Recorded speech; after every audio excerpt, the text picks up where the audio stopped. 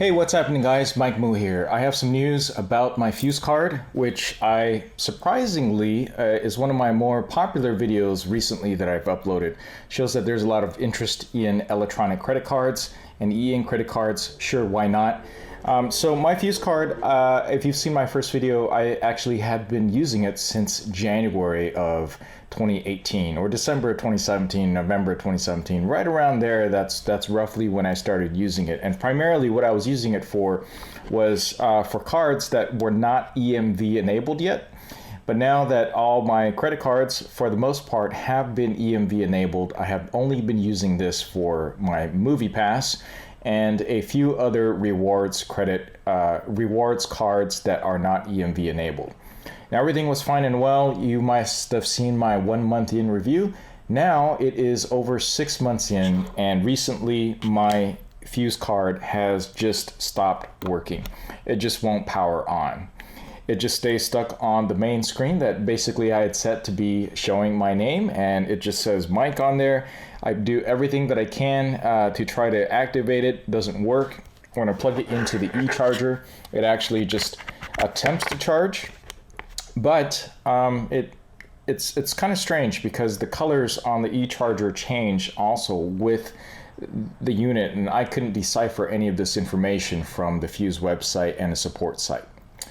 A couple things about that. So last week or about a week and a half ago, I contacted Fuze at support@fuze.com. That was probably the best place that I was able to go ahead and find support options. I tried looking on their Facebook page, their Twitter page to see if there's anything that was going to be any help to me at all. Turns out support@fuze.com was still the best way to reach. I sent out an email. I kind of explained what was going on.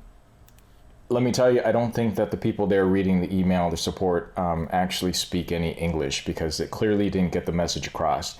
They basically responded and asked, well, can you please share information about maybe your order number or your email? And if you remember, I didn't actually purchase this. My brother actually purchased it, but he's waiting for the EMV version, so he let me use this for review purposes and for testing it out.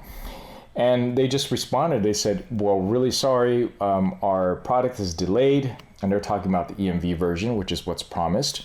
And it's delayed until at least the third quarter of this year. So for all intents and purposes, the product actually exists, but you can't actually legally be using it here in the United States. In Korea or in some other countries, maybe Canada, it's probably a different thing, but you got to have all these partnerships and negotiations, and all this stuff has to all take place for them to be able to use it in the US. So that's what they responded with. And I said, hey, well, that's great and all. It's stuff that I kind of already knew since I did my research and I knew that this was delayed. What about my card? And then they responded and they said, well, we have no idea what we're talking about. So I had to write back in really plain English, my card is defective. It is broken. I wrote the words broken on there. I think that would easily translate using Google Translate, whatever. And then they apologize for the inconvenience, and basically I'm going to go ahead and send out my Fuze card directly out to them, and hopefully for a replacement. What's great is that apparently their support center is over here in Orange County, so I'm going to go ahead and send it over there and hopefully be able to report back a replacement for it.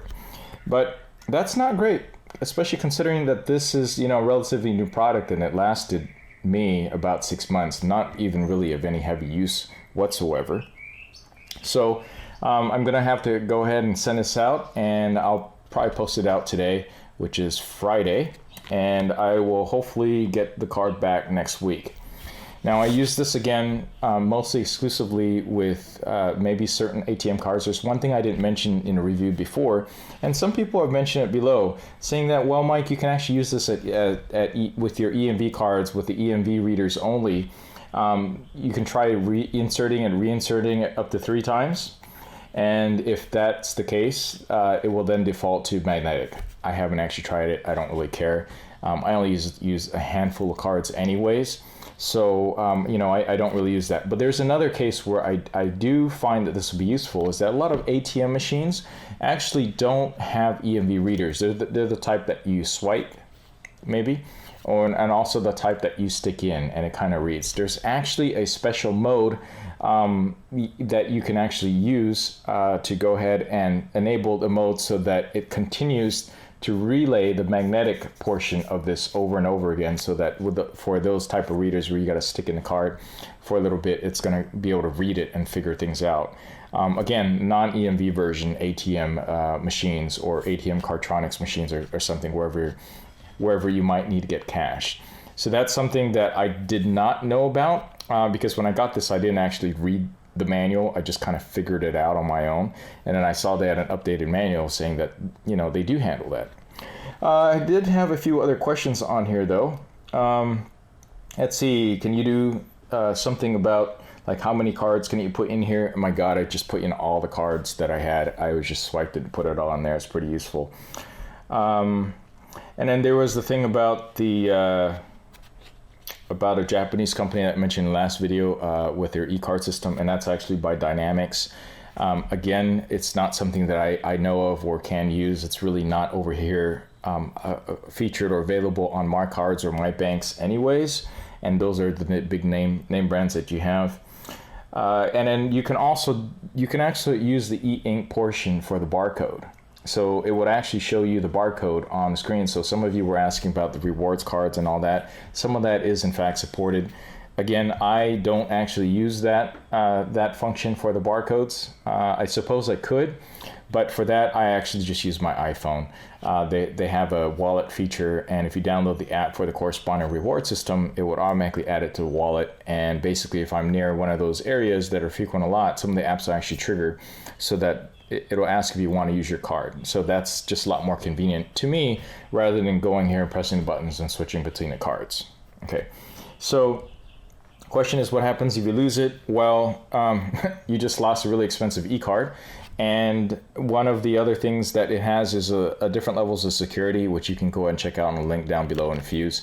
I actually keep mine at fairly minimal security because, I don't frequent a lot of areas where my card would be stolen. If you're traveling a lot, I'd probably put it on high security. I have minimal security. It's basically got to be next to my iPhone and be able to connect to it via Bluetooth, and I'm good. But sometimes, for instance, if I remove all my cards and just basically just keep the MoviePass card in there, I don't really care. I just don't even lock it at all. Basically, I got to power it on and switch between the cards I'm going to use, and I'm good to go. And the reason is because there's actually no money at all inside the MoviePass. It only gets activated the few moments before I check in at a theater and actually attempt to purchase a ticket after I check in at the theater with the movie. Okay, and yes, this is delayed forever. I was supposed to be due first quarter, delayed to second quarter. Now, most recently, I was told by support at Fuze that it's actually third quarter now, probably, hopefully by the end of the year.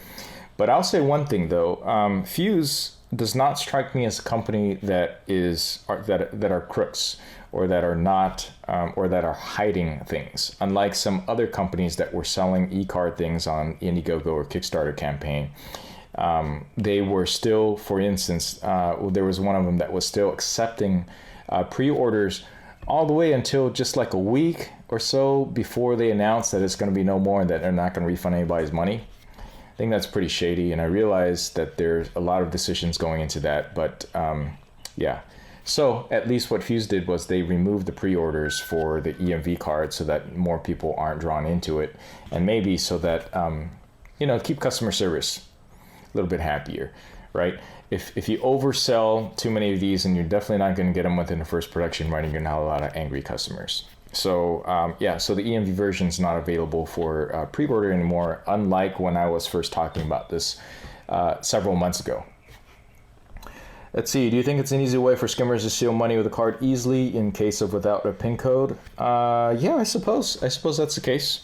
I guess they're thinking about whether or not people are skimming it through the reader and then adding it on here. Yeah, definitely the case.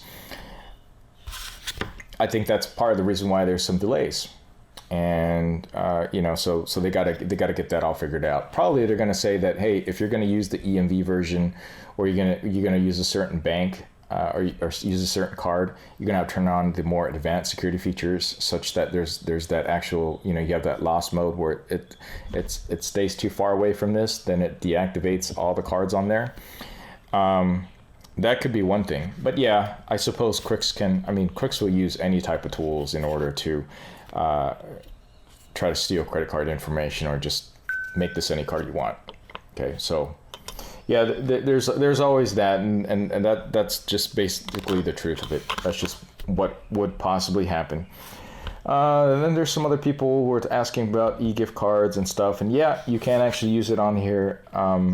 Luckily, most places that sell e-gift cards also feature a way for you to put it in your phone. So I don't put a lot of e-gift cards in here. I have tried and actually used it successfully. So yeah, the answer is yes, you can. However, depending on the type of barcode and depending on the type of encoding, you may or may not use a certain thing. So I still think it's better just to have the original around. But if you need to keep around, if you're traveling a lot, you need to keep them around, have the backups safe somewhere, and then have your eCard maybe for convenience. Okay, so hopefully that answers all your questions about the Fuze and the current state that I have found out about the Fuze, and also my issues with the Fuze. Of course, the biggest one, of course, is this is a completely dead card now. Completely dead. Oh, one other thing I want to address, there was someone that commented how in my first part, they were talking about the sliding of the cards and the reading, and they were saying, well, that's not a defect. It's because you need to swipe it several times in order to read the full magnetic signature. And I want to say that it's still finicky, exactly as I said. I have tried a new card. I tried swiping it. Sometimes it works, sometimes it doesn't. I think the best way to think about this is to just unplug, redo, and start over again. Make sure the volume on your phone is set to maximum volume, and it's not on mute, because it needs to pick up the signal from your headphone socket or through the adapter. So if you're swiping it, it says invalid all the time. Just take it out, unplug, redo, maybe close the app, reboot your phone, do whatever it takes. Those are some of the steps that I've had to do to be able to read all the stubborn cards I have. Yeah, it's true. Sometimes you do have to swipe 4 times. If you see the bar moving at all, that means it was a successful swipe. And what it is there's just a progress bar on there when you're reading reading your third-party cards, and you want to put it into the system and put it into the card, is that you got to keep swiping it until the progress is all the way to 100%. Sometimes I swipe it twice and you're done. It goes to 50%, swipe it again, 100%, basically confirm that it read everything in the magnetic portion of your card. I'm talking, again, purely the magnetic portion, because I don't have an EMV version yet. So yeah, so if it's finicky, you got to do a couple of those things. I couldn't find any of the support information on Fuze. God help me if I actually try to ask them in English, nobody would know. So I don't think that the support at Fuze.com, that the main person that's reading it is actually a native English speaker or understands English other than at a very basic level at this time. I'm hoping that changes. But yeah, so some of you guys that might have contacted Fuze, that's the reason why. They don't know what the hell you're saying, what the heck you're saying. So keep it really basic English when you're communicating with them. And yeah, and hopefully you have as much luck with this as I do. Okay, that's it for this video. Let me know if you have any further questions down below. This is not a sponsored video in any way, and the only communication I've had with Fuze was just recently when I have tried to figure out why my card wasn't working, whether or not there's a special reset that I need to do, other than it being just completely just dead, basically a useless card. So please like and subscribe, and thank you very much for the views and the comments and the questions. Just go ahead and keep them coming. I will be producing more and more videos, at least one. I want to do at least one or a couple a week. Thanks for watching, and I will catch you in the next video.